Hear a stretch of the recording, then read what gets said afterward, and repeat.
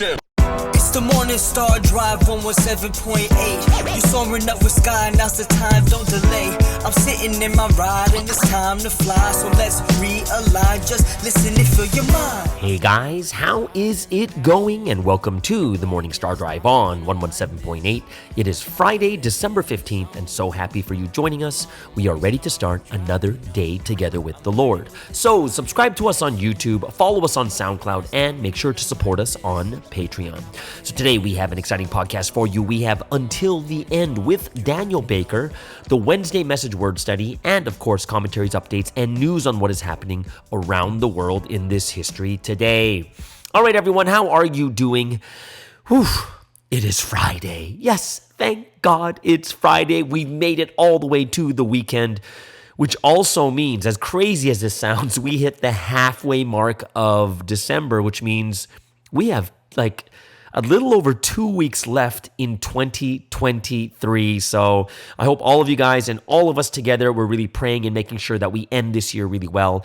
Don't forget, each and every Thursday, we have Q&A Thursday. So get those questions ready. Send them to me whenever you can. If you haven't yet, leave a like and comment on this video to build our community. Just super happy for everyone joining us every weekday on the Morning Star Drive. So let's get up and support each other each and every day.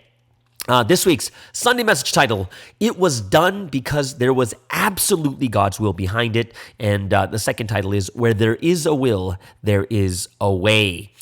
Okay, so everyone, it's Friday. And like I said, we've hit the halfway mark of December, which is ludicrous, guys, to think about this, that from everything that we've been through and how long this year has felt, we have 2 weeks left in 2023. And I'm going to tell you guys right now, we haven't really made it there yet. 2 weeks left. But big congrats to everyone for making it this far. Basically, I think that if you've made it to this point right now, you're probably going to make it for the next 2 weeks, because we've gone through the hardest parts already, and we have, like, what is it? If it's the 15th, we have 16 days left, which means we have, 2 weeks and 2 days. 16 days, guys. I'm super happy. I'm super excited. Not only will I'll be spending my last, not saying my last ever, but my Christmas and my New Year's over there in Malaysia. Very fitting because it's almost like my second home over there. But Taiwan for me is coming in a close. I don't know what it is. Like, I find it more comfortable here in Taiwan than I do find it in Korea, if that sounds weird. It does sound weird. And I would probably say the reason why at this moment Taiwan would be like a third home for me. Well, just the feeling, because I'm so comfortable here.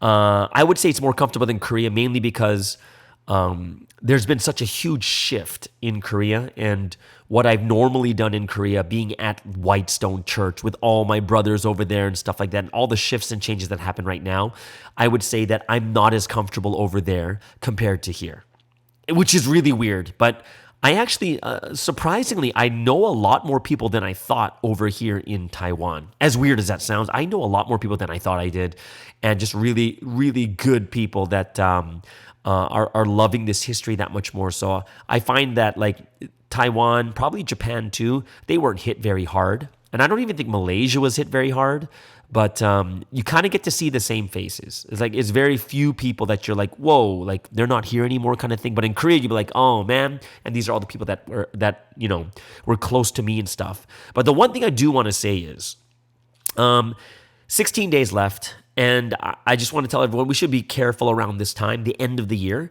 And, all of us really want to end well, but Satan knows we want to end well, and Satan's going to try to ruin the ending of 2023, right? Like there's so much to celebrate, so much to be happy and thankful for, but Satan will try to take away our joy. So, don't fall into that trap, and make sure we do things perfectly, whether with friends, family, church, loved ones, our work, whatever it is.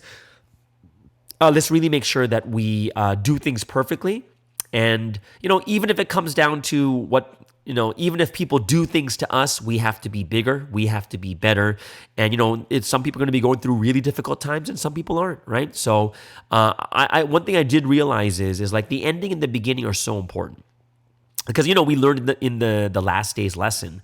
But when you really think about it, the end is the beginning, right? Whenever like the season ends, it begins a new season, right? Like spring turns to summer. Right now we're in winter, right? And, the fall turned to the winter, and the winter's soon going to turn to the spring, but they're kind of connected. And if you think about what happens at the end of the year is we are ending the year well, but then right from January 1st, we have the 15 days of giving glory to God. So when you think about it like this, it's very different where we're like, wait a second.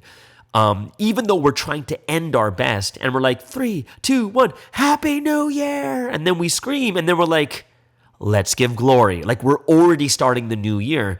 And I hope that, if we understand that the end is also the beginning, right? Because like the beginning is like January 1st, 15 days of giving glory to God is happening right after the ending, which means, if Satan ruins the end of our year, it makes it that much harder to start the next year, which means that the most proper thing to do is, no matter how hard it gets at the end, no matter how Satan tries to tempt us and such, end it well this year. Just, kind of be at that where you're at the end of the sprint of a marathon. You're like, oh my gosh, I only have 100 meters left, and just run it. And no matter how hard it gets, just run that last 100 meters, right?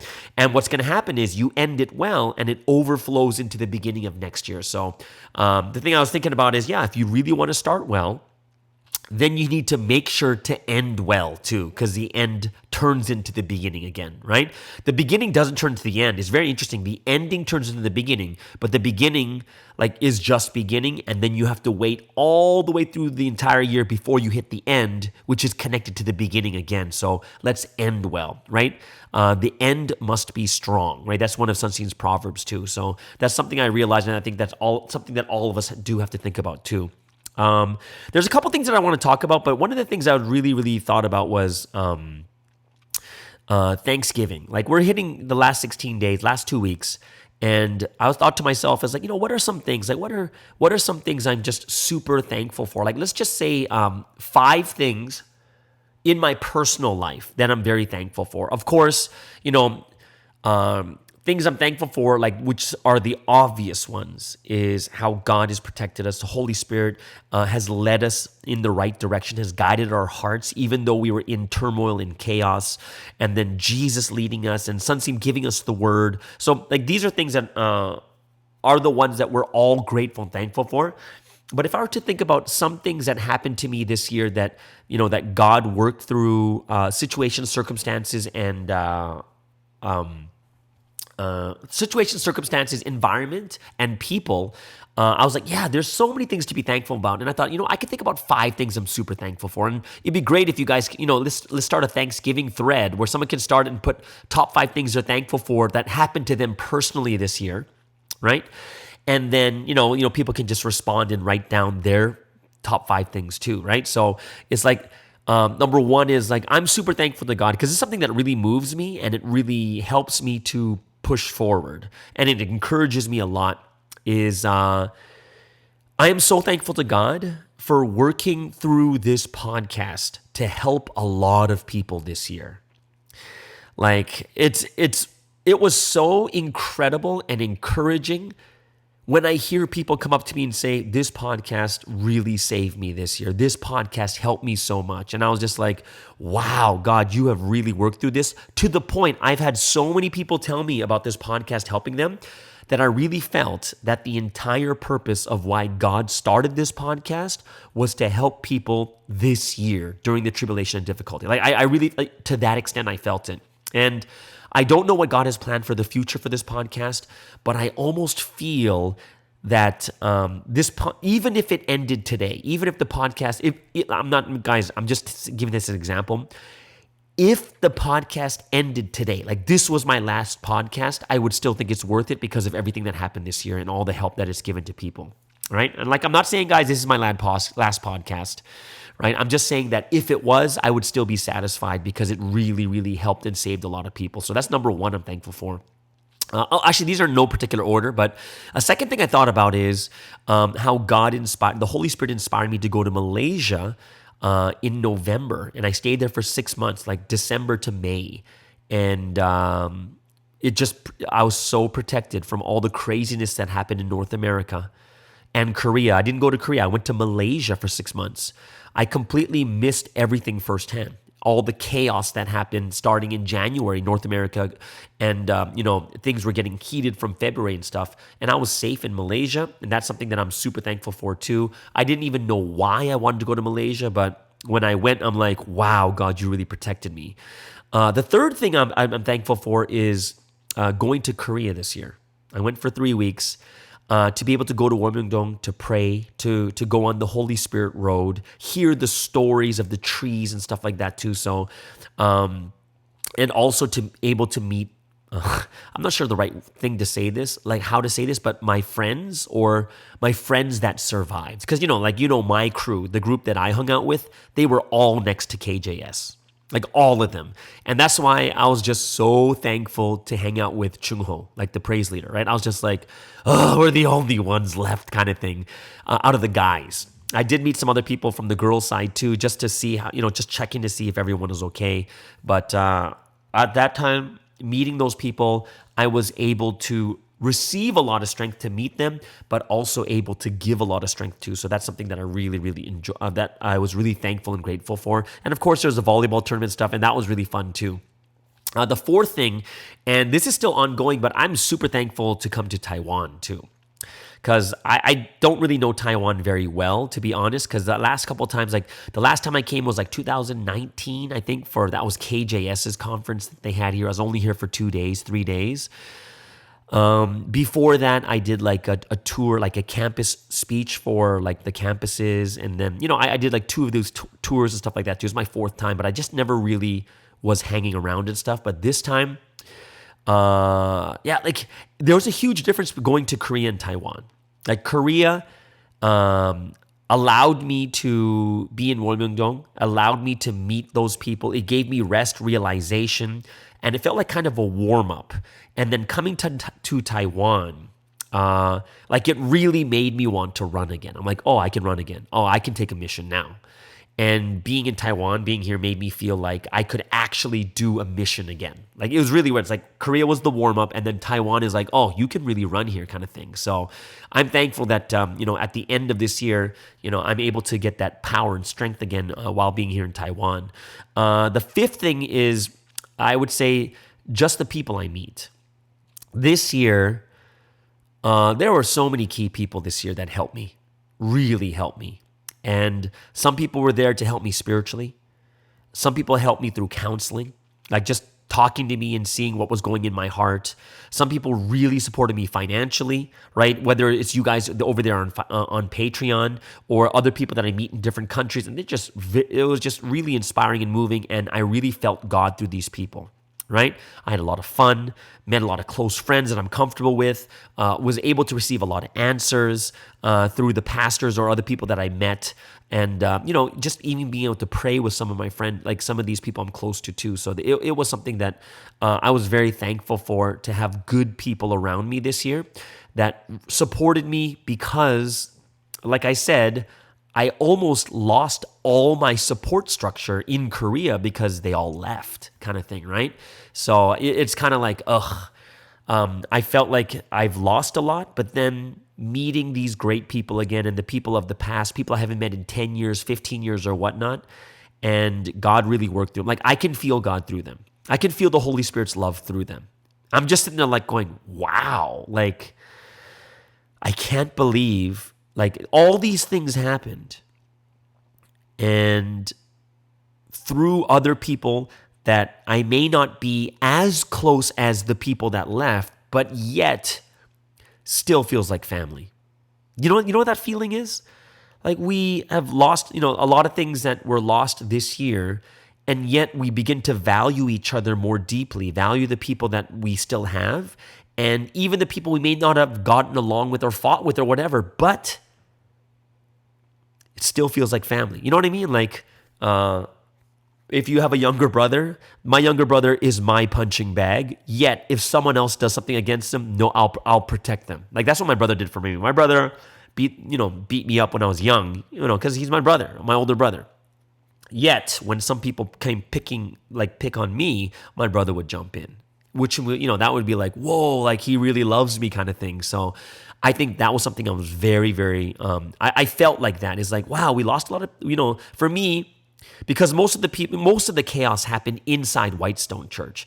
Most of the other churches weren't having like this huge chaos and calamity, like that kind of stuff. Most of it was in the Whitestone Church, which is where I'm from with all my friends, like and all my older brothers and KJS and all these people there.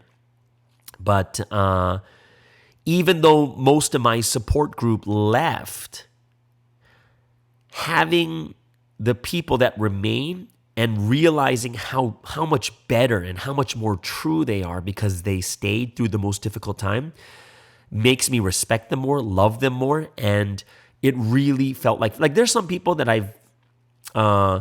I probably only just met this year. Like there's some people like that, and we just start hanging out more and everything else, and it's like, oh, these guys are cool. Like I can hang out with these guys even more. So that was something that I was very, very grateful and thankful for, just to have these other people there that I'm not going to say they're replacing my support group, but technically they are. But it's something where it just felt like family. That's the feeling that I got. So this is why there's like just so many things I'm thankful for, and I'm saying a lot of this on the air right now because there are a lot of people out there that sent me these text messages that were so inspiring and moving. I'm just like, wow, it really did help. Oh my gosh, I'm really thankful that God inspired me to make this podcast. Or it's really, really amazing how we are able to get to this point. And we've made it until the last 2 weeks of 2023. So my big shout outs and thank yous to everyone out there in MSD world.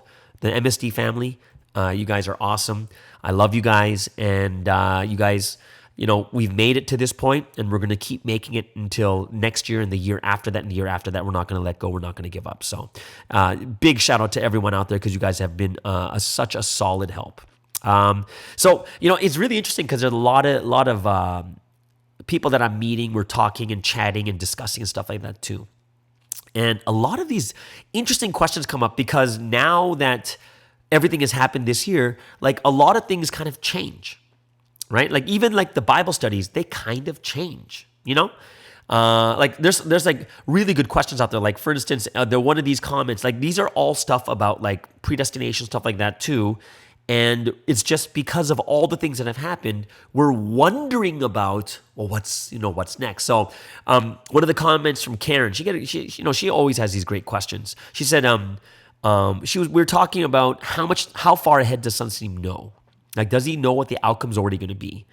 And I said that, like, I think he doesn't know the full outcome yet, right? And the answer she gave was like, oh, so does that mean we're not going to know until next year? Like, what does that mean? So is the outcome already determined by God's eyes, or could our prayers actually make a difference, right? And I thought that was a good question because, like, is it already determined? And it reminds me of 15 years ago, like 2008. And is that 15 years ago? Yes, like 15 years ago.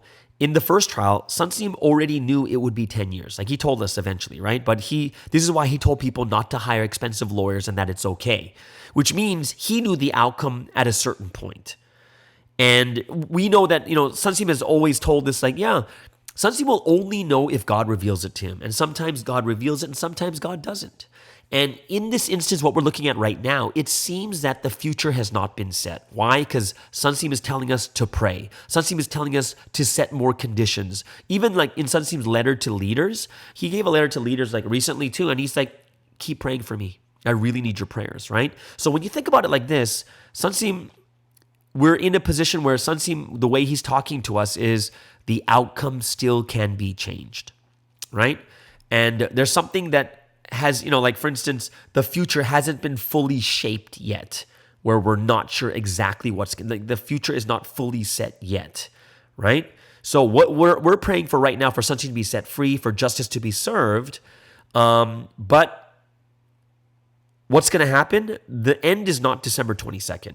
December 22nd, we're really praying for this, that the trial will go well, but we know that this judge is very, very biased, which means we still have an appeal. And if in that great miracle, if there's a great miracle that we win this December 22nd, if we win, even if we win, the other side's going to appeal. You know what I mean? Like no matter what, this is going full on until the Supreme Court, which is going to probably take us until the end of next year, right? So the end means until everything is finished, which means that even if we win on December 22nd, they're going to appeal. If we lose, we're going to appeal. If we win or lose again, it's going to the Supreme Court. So we're looking at 2 more trials in 2024. We're actually looking to see like to that point, right? So it's something that we really have to think about is like, yeah, some parts we're not even sure what's going to happen. Even Sunsee's not sure. Like you got to think about it at the big picture level.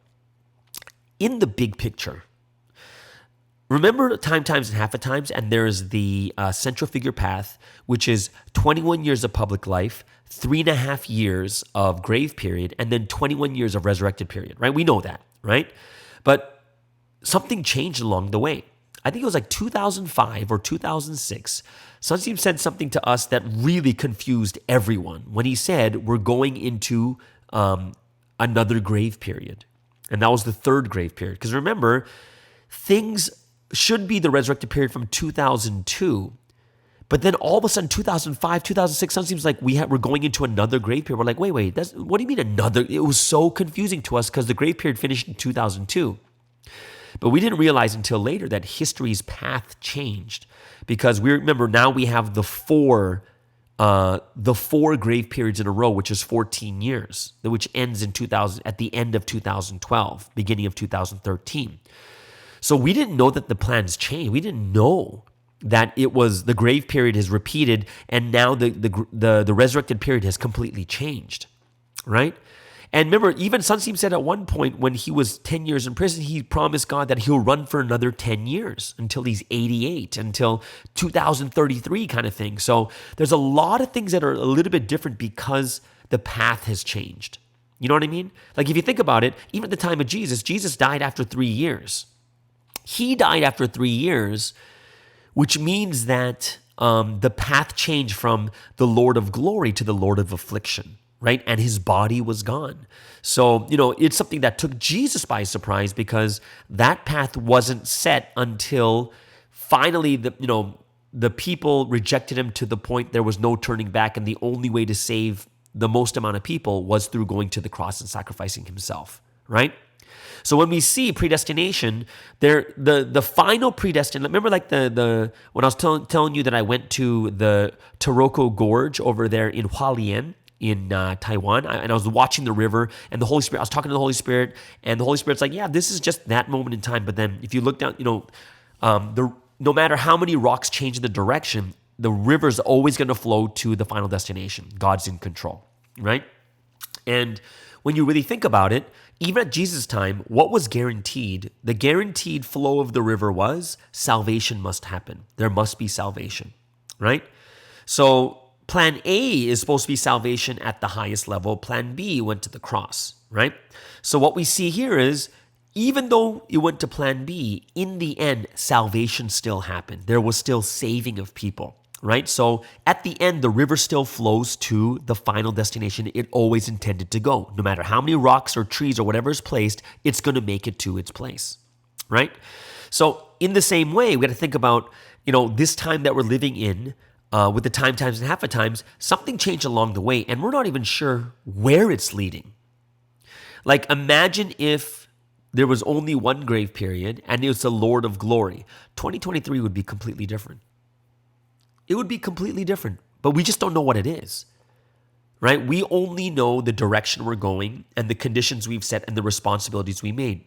We don't really know how far it's going, where it's going, because it's different than Plan A. So we have to think about it in that sense is, there's a lot of things that haven't been set and our prayers are going to make a difference until Sunseem says it no longer makes a difference. You know what I mean? So that's something that we really have to think about. Jesus took the 3 closest disciples, Peter, James, and John, into the Garden of Gethsemane, and he told him to pray together with him. Why? Because that was the last chance for them to pray and do it together. It was the last chance to alter history. And Sunseem did say, if those disciples made up their mind and told God that they will put everything in so that just to save Jesus, there would be a change in history. That was the last chance, but they fell asleep instead, right? So the only way was going to the cross. So we see there's a lot of different different things running at the same time. And it's very hard for us to say when it's been set and when it's not been set. We only know it's when it's set when God tells us it's set, when the man in mission says it is set. You know what I mean? So it is a great question. It's just that we can only go by what we receive, which means if we're told to pray, it means that, if we're told not to pray, if there's nothing left, right? If there's no change, but we're being told to pray because, there is a chance for change to actually happen. So we have to go in with that hope, right? But it's hard for us to say that, how do you know that our prayers are going to change anything? And the answer is, how do you know it doesn't? You know what I mean? Like you can say the exact same thing for both sides. So we just have to follow the word. When the word says it, just got to do it, right? There's a hope. There's a chance, right? Like we had a bunch, man, I had some great conversation today, and I'm going to tell you, I'm going to kind of give you guys, I'm going to try to tell you guys this. Like what I'm telling you guys right now is just thoughts we were having, okay? So after I tell you this, I don't want people going out there saying, oh, Pastor Sky said this and Pastor Sky said that. Please don't do that. I'm just kind of using you guys as a sounding board because we're talking about what's going to happen in the future, right? And we're talking about what happened this year and what are the dramatic changes. Like for instance, KJS, falling from grace, like it changes the two olive trees lecture, right? It totally changes it, right? And, that's one thing we were talking about, like, yeah, how would that, what would it change to?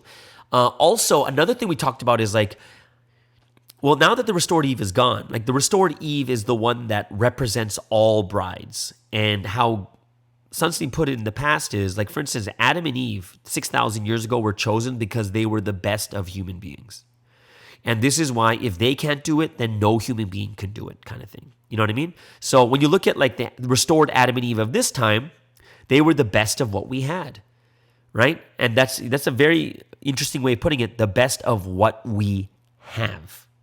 What does that mean? Like, for instance, if we evangelized really well and we had 1 million people, then we would choose the best of 1 million, right? But when the current status we had is we chose the best of whatever we had at that time and however many people in Providence there were, right?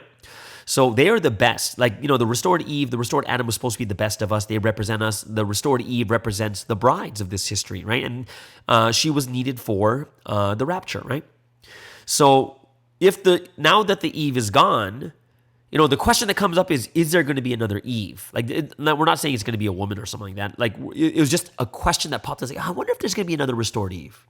Like I said, guys, please don't just start talking to your head leaders and saying, Pastor Sky said this. These are just thought exercises, right? It's just interesting because, I was thinking about this too. In the first history, Adam and Eve both failed, right? Adam and Eve failed. The second history, or the second stage, which was the New Testament, Jesus died too early to raise a restored Eve. So there was no restored Eve. It was just a restored Adam and not a restored Eve, so it was still incomplete. At this time, we have a restored Adam and Eve, and, only the restored Adam is left, okay? And he made it through all the difficulty. He did not get tempted and everything else, right?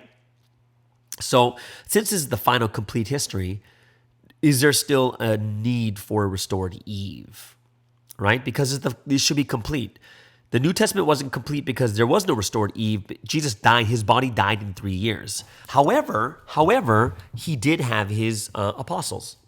And his apostles were really important because they were the ones spreading the gospel. But the interesting thing is, like the thoughts we were having is like, the interesting thing is the greatest of the apostles wasn't even with Jesus. And that was Paul. Paul was a great Christian who even killed Christians. He killed Christians. He was slandering. He was against with all of his heart, soul, mind, and strength. And then he came to this history and he became one of the greatest apostles. One of the greatest, right? Like him and Peter and John and stuff like that too. But he wasn't even next to Jesus, which is very interesting that, it's possible in the future, like even after Sunstein dies, there could be someone who is so zealous for Jesus that comes against us, and once they flip, they're going to be the ones that just go out and do more than anyone who was even next to Sunstein could do. You know what I mean? So I'm thinking, it was just, remember, thought exercise, like, wow, will there be another restored Eve? And will the restored Eve be a girl or a guy? Because, if you're symbolizing the brides, it doesn't mean you have to be a girl, because it's symbolism of the brides, which includes guys and girls. And on top of that, it's kind of like, yeah, like it really, like, we had a lot of interesting conversation, and we're just talking, and, like I said, it's just thought exercises. And we're like, yeah, I wonder what's going to be like this. Oh, I wonder if we do need this again. Right? And of course, we're going to be like, oh no, we can't have someone else, because what if they fall from grace too? And the answer is, it's true. What if they fall from grace? But we can, like I said, we can ask the same question on the flip side is, what if they do awesome? Right? What if they completely flip history around like Paul did? Right? So that was something that was very, very interesting conversation. And, like I said, these are just thought exercises, so please don't go out there saying that, oh, Sky says there's a restored Eve, another restored Eve. Please don't say that. I just don't, I've been enjoying my trip, and this time visiting churches and stuff. I just don't want to get a call from the upper people saying, Sky, did you say this? And I'm going to be like, no, it was just a thought exercise. I told everyone it was a thought exercise, Yeah, so I'm just like, So I just want to just tell you guys, like, telling you guys, like, hey guys, it's just a thought exercise, but it was just interesting conversation. Just, yeah. So I just wanted to just kind of, have some thought bubbles with you guys here. Oh, by the way, someone said that for yesterday's Q&A Thursday, the question about money and stuff like that, someone said that I sounded like I was getting a bit emotional or angry during the Q&A yesterday. I'm not sure if I sounded like that or not. I was not thinking or feeling emotional at all while I was recording. But if I sounded like I was arguing or getting emotional, please forgive me.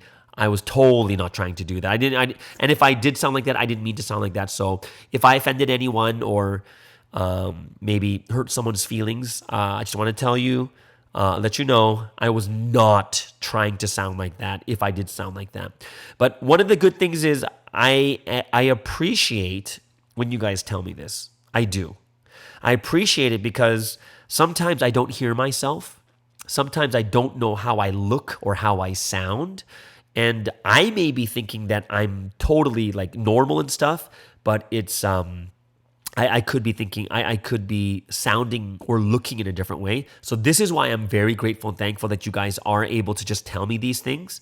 And like it allowed me to like reflect and say, oh, was I like this? And even to the person who gave me the question right away, it allowed me to like forewarn them like, hey, someone said I sounded a bit angry or emotional. So if that's the case, I'm very, very sorry, but I totally didn't want to sound like that. So I was even able to pre-talk to these people ahead of time just in case. And they told me, it's like, oh, no, I totally, they said it in a funny way. It was a funny way, the way that they responded to me, because I was just like, it's funny because that's just me. Like the response was,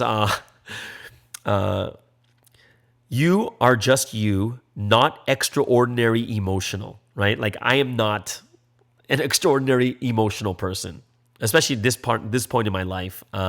So it was kind of funny when they said that because I was kind of like, oh, I'm a person without any emotion.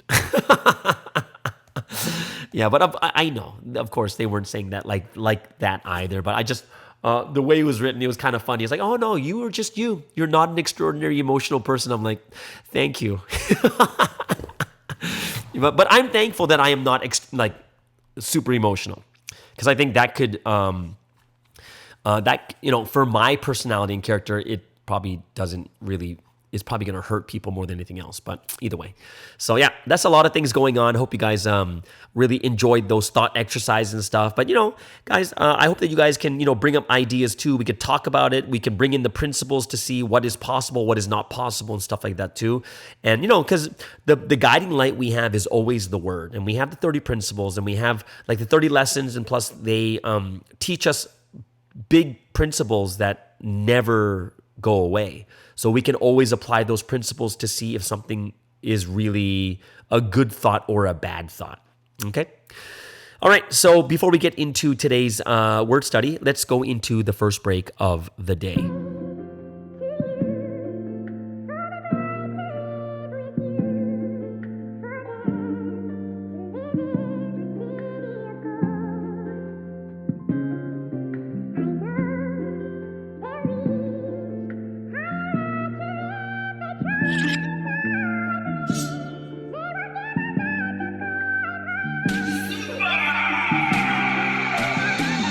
Please don't let me down, Lord. I know I can trust you with all my heart. So I'm on my knees, praying for you to always come through. Even if I pray all night, all I want is for your will be done. So I'm on my knees, praying for you to always come through. No, I'm not slipping through. No, I'm not falling down. The only thing that's falling is my knees on the floor. I'm praying, Lord, will you give me strength? Lord, will you give me power? I can't do this myself, so bless me in the morning hours. All the demons test me, but they will never shake me. If I pray, they hit me. If I pray, you love me. Connected with you is the only thing that matters. And honestly, I couldn't be happier while I'm praying on my knees. I trust you with all my heart. For you always come through. For myself, for my family, for myself alone I pray. Please don't let me down, Lord. I know I can trust you with all my heart. So I'm on my knees, praying for you to always come through. Even if I pray all night, all I want is for your will be done. So I'm on my knees, praying for you to always come through. I pray to never just settle for good when great is available. Who's the mastermind behind this mind? I give all the credit to God, that's why I'm back. They mad that I made it, I know that the Satans, they hate it. I keep working hard just to make progress. Now I'm on 10, trust the process, ayy. Look at my efforts lately, I'm setting conditions daily. I'm praying on my knees, so bless me. Please bless me, please bless me. Tribulations always come and go, I will never stop, just always know. Your focus determines reality, stay solid, that's why I'm praying on my knees. I trust you with all my heart. For you to always come through. For myself, for my family, on myself alone I pray. Please don't let me down, Lord. I know I can trust you with all my heart. So I'm on my knees, praying for you to always come through. Even if I pray all night, all I want is for your will be done. So I'm on my knees, praying for you to always come through. SB.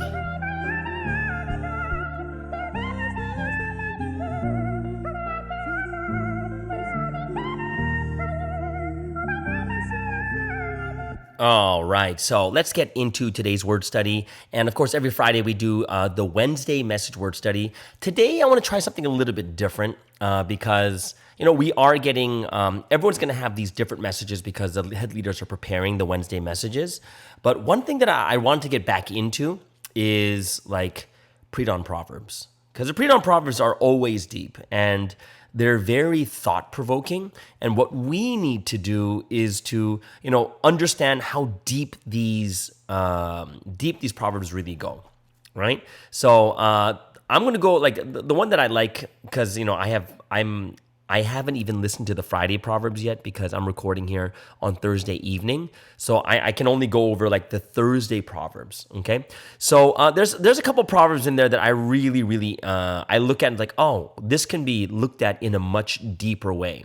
Like number 2 was really interesting for me. It says, take time by force. If you don't, time will flow away like water. And it reminds me of that verse that Jesus says the kingdom of God is advancing, and the people who, the forceful people are the ones that take the kingdom of God, right? And if we think about it right now, it's like even right now, time is flowing away, and this time and the opportunity of 2023, the hardest year, setting the conditions, staying until the end, all these things that we can do for 2023, this time is already only at 16 days left. Who are going to be the ones that take the time back of 2023? It's only going to be the people that take it by force, right? What does that mean? We have to deliberately and consciously do the things we're supposed to do. We've got to go out and pray. How do you take it by force? Even if you're tired, by force, you get up and you say, God, I got to pray right now, right? Even though it's difficult. Sometimes you're going through difficulties with your brothers and sisters or your family or your church friends or your coworkers. How do you take time? How do you take this opportunity by force? By force is when they say the most terrible or wicked thing towards you, and you got to take it by force. Take it by force is like, by force, you're like, no, I'm not going to react to this. I am not going to fall into this trap. I'm taking this time right now. I'm going to make sure by force that I'm not going to let this time flow away like water, right? And this is something that I think, especially for the end of the year, we have to think about is, there's going to be times where we have no choice but to take it by force. Right? Like even for me, when I think about exercise, I just got back into working out and I did my first workout yesterday. And I'm like, let's do it. We got to go again, no matter what. Yeah, I got to do this and that, but still, let's go work out. I got this 24-hour pass. I got to go out and do it, right? So I like that one. Take all of time by force, or it just flows away like water. Number 3 was really deep because it makes me think about this time. It says, God does things when the time comes. During a drought, watering is necessary. However, when the time comes, rain falls on all the land, so there's no need for people to give even a drop of water. And for me, I'm just like, right now we're in a drought. There's so many bad things happening. We're all thirsting for something. We're unsure what's going to happen next. And at this time, the watering is necessary. The watering of setting prayer conditions, the watering of doing the things we need to do to survive during this time of the drought, right? 2023 is like a drought year. However, when the time comes, the rain is just going to pour all over the land. And at that point, there is no need for people to give even a drop of water. Like that's the time when blessings overflow and we're like, whoa, where is this all coming from? And it's all about us making it through the drought. Many people will stumble and stagger because Sunseem gave the verse, is it last week? That there's the famine of the word. Men and women will stagger from here to there because they're going to have a famine of the words of God, right? And that's, during that time, you just got to survive. And it makes me feel like this time right now, we just got to survive. Survive 2023. Whatever's happening next year, we got to survive it. Because when the rain comes, it's going to pour so crazy that it's almost like you have so much blessing coming. Even if you fill like 20 basketfuls of blessings, it's not enough. It's just going to overflow. You just can't get any more. It's just overflowing to that point, right? So I was like, it's a very encouraging proverb. The next one too is really good is God rules using time. Time is something that only God controls. And this actually reminds me of the history lesson that I taught this week. And when you look at time, if you look at time, like the history lesson, it's very, very interesting because it means like the time when the Egyptians were enslaving the Israelites, God is ruling with time. God controls it. So when the time is up, this is when the Israelites can leave. He rules with time. When it's not the time yet, you just gotta go. You gotta just survive. You gotta push yourself. You gotta be that person that has the faith, because we know that God is controlling with time. Who knows? Imagine you're in Egypt as a slave. Who knows if you're in the 100th year, the 50th year, the 200th year, 250th year, the 399th year.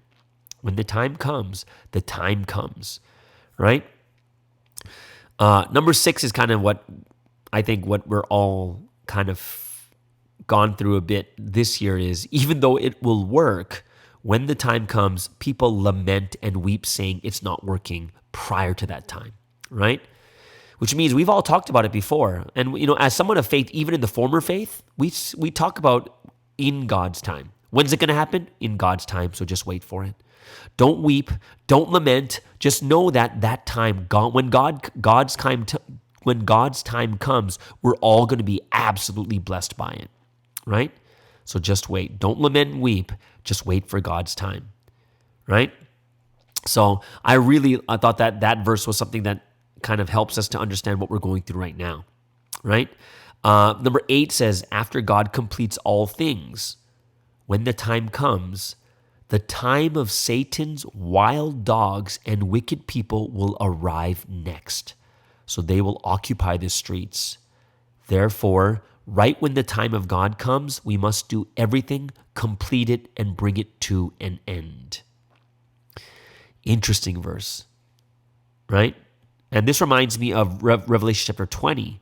That is, after the 1,000 years are over, Satan will be released to try to tempt the believers, right?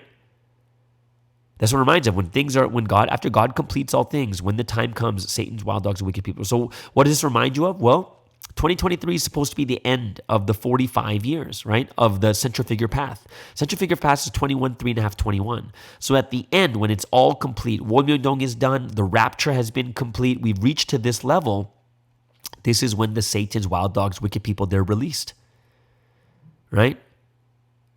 And until that complete time comes, we have to do everything, right? And bring everything to an end. So I thought that was a really, really, it's a very biblical verse, that what I felt, right? So it's very, there's a lot of deep Proverbs that's a lot of deep Proverbs that we have. I like number 10 too, because it's very different from the other Proverbs. It's basically just like God is perfect, blameless, and he's the God of love. So if you want to communicate with God, treating him with love, right? It means that sometimes we don't feel the love. Sometimes we're not always going to be having that love feeling, but we got to treat God with love. And then we can communicate with him. So even when we're down, even when we made mistakes, even when we sinned, right? Even when we sin, what does that mean? Right? Yeah, we just got to still treat him with love, and he'll answer. And he'll be like, oh, it's okay, don't worry about it. When someone you love treats you with love, you can forgive them for anything, right? So, yes, really, really good Proverbs. If I were to do one more, I would choose, this is interesting, number 12 is interesting. God has worked according to each time period. God has worked speaking according to each person's faith. Remember that testimony I gave you yesterday about one of those elders in Korea that I talked to, the one that was told by Sunsteam, my CEO boss told me to, wants me to go to jail for him for 6 months. And Sunsteam's answer was not yes or no. It was just, treat him how you would treat me, which means that's not a yes or no. That's according to how that person would really treat Sunsteam. It's the perfect answer because it's according to your faith. Because if you're someone who wouldn't do that for Sunsteam, you wouldn't do it for this CEO. It's according to your faith, right? And when you look at the words too, whenever the words come out about praying, it's according to your faith. When the word comes about evangelism, it's according to your faith. When it comes about any of these things, it's according to your faith, right? So I thought that was a very, very good proverb to look at too, right? So either way, very, very grateful and thankful that you guys, that Sunsteam always sends these proverbs and such, and I hope it's something that a lot of you guys are benefiting from also. Okay? All right, so today, before we get into today's Until the End with Daniel Baker, let's move into the second break of the day.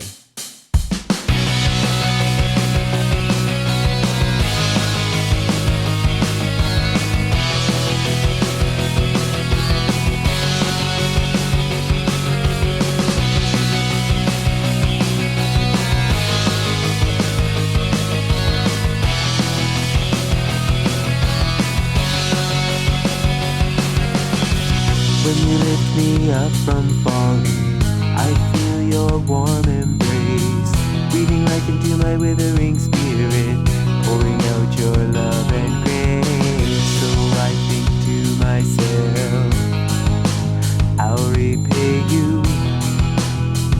Ooh, oh.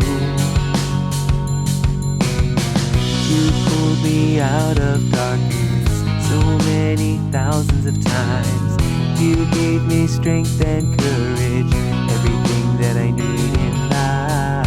Look at all the countless blessings, I'll repay you.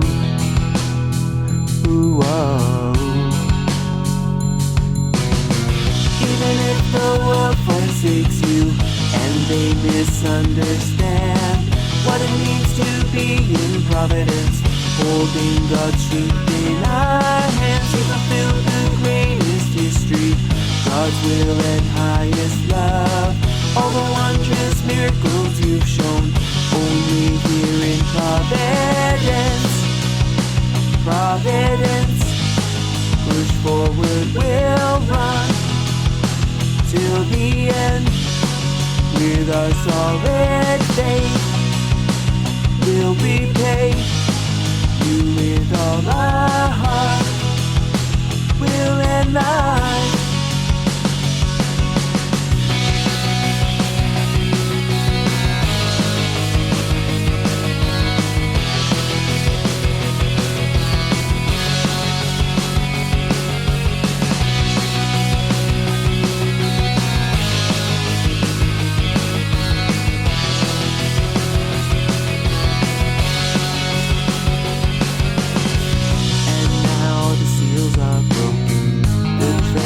Now revealed, you've shared His highest wisdom, valued secrets of how to live.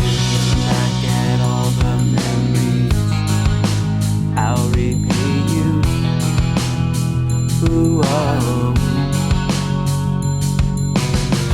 Even if the world forsakes you and they misunderstand, what a blessing it is that you're here, acting with God hand in hand. We receive the greatest rapture, we've gained eternal joy. This is God's final history, never will it be destroyed. Providence will shine our brightest light for your dreams.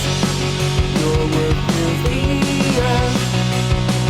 Yeah, we'll preach, gain all that you want to achieve.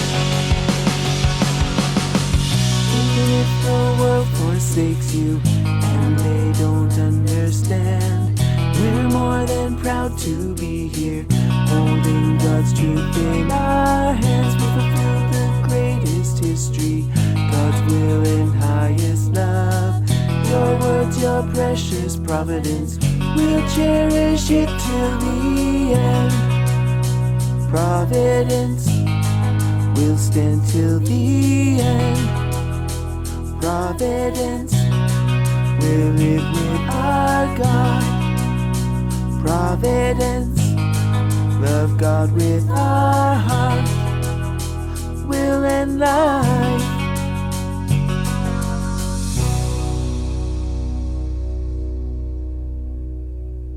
Okay, so let's get into our final segment for today and for the entire week. And yes, we've made it through halfway through the last month of 2023. And of course, we have Daniel Baker doing such a great job. And for those of you guys who don't know, next week, me and Daniel are both going to be in Malaysia. And he's going to talk a little bit about this too, but I'm pretty excited. His whole family's coming down. We're going to spend some time together too. All right, so either way, we have reached this point. And I hope that you guys enjoyed this. Everyone, please welcome all the way over there from South Korea. This is Daniel Baker with Until the End.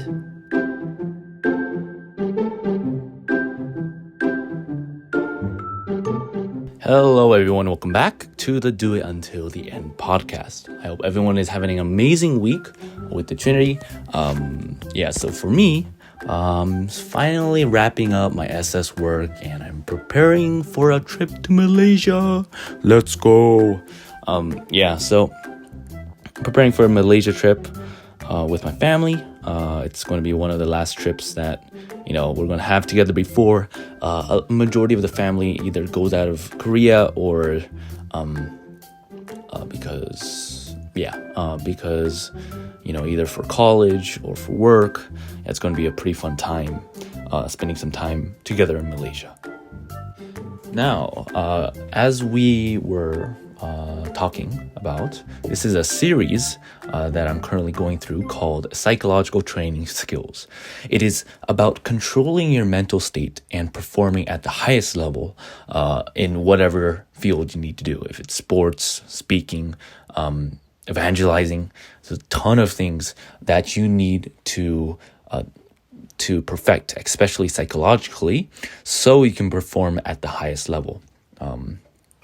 So we talked about goal setting, and we also talked about arousal control within the last 2 weeks. Today, we're going to talk about the psychological skill of confidence, right? 자신감 is what confidence is in Korean. And, the amazing thing about confidence, right, is you really don't want both extremes of confidence. So if you have too high amount of confidence, you will become arrogant, right? If you have too low amount of confidence, you'll stumble, and you won't have that kind of you won't have the confidence to perform well, and you will make a lot of mistakes, right? So if you have too little confidence or too much confidence, it can really put a lot of stress, and it will damper your ability to perform at a higher level. Now, there's actually a lot of steps that goes into building up your confidence for a type of act, right? To be perfectly honest, if you have something like obsessive compulsive disorder, OCD, it's something that if you have it, you might understand better, because it's like there's a need for you to control your environment in such a, like, even for me, if I'm either going up in stage, or if I'm doing like even a volleyball tournament, preparation for that goes a couple days before, right? Even the night before, if I'm doing like praising, then it means that I'm thinking about what I'm going to wear. I put a couple of days in advance. I put my clothes to dry cleaning. Preparation really influences your ability and your confidence in your abilities, right? So if you're doing like a tournament, let's say you're doing a baseball tournament, but let's say who's going to perform better? A team that was practicing for a week, that pretty much said, let's just have some fun, and the other team practiced for a year, right? And they really practice like twice every week, and they practice a lot about like the formations and infield and outfield, and who's going to have more confidence in the game? Of course, it's going to be the team that really prepares for the task at hand. So it's very important to, if you have that specific goal that you really want to improve in, or let's say there's a specific event that you have to 100% ace, then that should be your goal. And your goal then is to increase your confidence in that particular skill by preparing, by making sure in advance that you're able to replicate that skill. If, let's say, just randomly within a day, let's say randomly this person goes up to you and says, give a speech. Will you be able to, give a speech right then and there in front of like a couple hundred people? Well, that's difficult because, your confidence might be good, but if you're constantly preparing, like within your daily life, that's the one thing that's the amazing thing about, having good confidence, is because if you prepared for something, God really opens up your, different opportunities for you to use those skills. So to define self-confidence, it is, if you have one skill, the belief that you can really conquer and make sure that you can, succeed in this skill, the belief, right? The belief in yourself, that is self-confidence. But for this self-confidence to, transfer into action, there's a lot of skill. There's a lot of things that you have to, constantly innovate, that you really need to have that self-confidence, and to turn that self-confidence into actual action. So there's 5 things that you should do that will really help you in increasing your confidence in a skill. First, okay, as I said, the first thing you really want to do is for that skill, you really want to prepare beforehand. Number 2, the thing you really want to have is a positive mindset about the skill. So if it's public speaking, you're always going to have a positive, or you always want to have a positive reaction to the public speaking.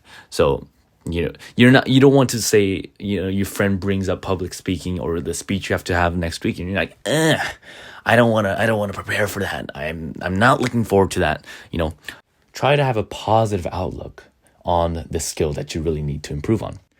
Number 3, the thing you really need to have is action, right? Action is very important, but doing an action over and over again, right? Making sure that you don't have any hiccups, or you don't have anything out of the blue that's going to wreck your rhythm while you're performing, right? So I've done a good amount of speeches, and I really enjoy speaking, right? So what I try to do during these speeches is I try to make an environment around myself that there won't be anything that influences my speech, right? So I'll turn off my Apple Watch. I'll turn off all of the alarms on my phone. I'll even turn off my phone sometimes, and I'll make sure that the environment is 100% like how I practiced, right? So that's very, very important, that you're able to replicate the skill consistently over a period of time. That's how you get confidence. Okay, so before I finish the podcast, I really want to ask you guys one thing, right? Because we're talking about confidence, right? So confidence, I wanted to ask you guys, do you guys work well under pressure? Pressure can really mess us up, right? Pressure from above, from your boss, from how you work under pressure really determines how confident you can be. Yeah, so how is everyone with under pressure? How are you guys either doing a prayer in front of the whole church, in front of God, those kinds of the representative prayers. I'm just very curious. Personally, because my Korean is not 100% perfect, I lost a lot of confidence in my speaking ability. And that's something that I really have to try to find when I get back to the States, back to a place where I can speak English consistently, right? So I can say that my Korean my confidence in Korean has gone a lot higher because, I'm constantly using Korean. However, it's still not perfect. So I can't, without making a lot of mistakes, I can't go in front of people. I can't, it's difficult for me. So, I have to get more confident in my speaking abilities, both in Korean and English. That's just for me. So I really want to see, your guys' situation. So if you guys want, please comment your how you do under pressure in the comment section below. And that's all I have for you guys today. Hope everyone has an amazing week with the Trinity. And to everyone who goes until the end with the Trinity, let's walk that path together. Peace out, guys. Bye-bye.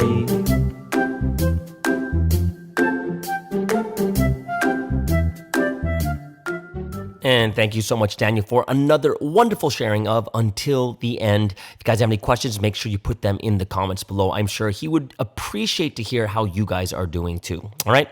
So there it is, guys. This is the end of our Friday podcast. Hope you guys really, really enjoyed this time together. We're about to slowly move into the end of 2023.